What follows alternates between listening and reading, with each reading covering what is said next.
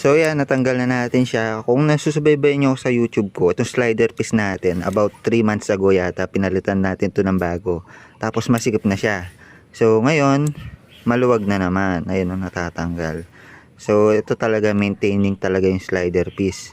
Yung mga bola natin, tingnan natin kung may kanto.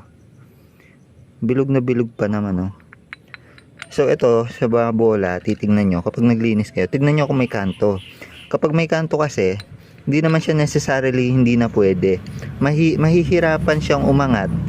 Kaya naman mahirap yung arangkada nyo kasi yan, aangat yan, magta-travel yan dito. So kung may kanto yan, syempre dahil hindi siya bilog, may staka pa siya, kumbaga matatraffic pa siya, hindi siya agad aangat. So tingnan nyo lang kung may kanto.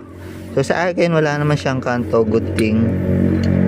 Ayan. Tapos yung mga bola natin, tandaan nyo. So kahit wala siyang kanto, ito napupud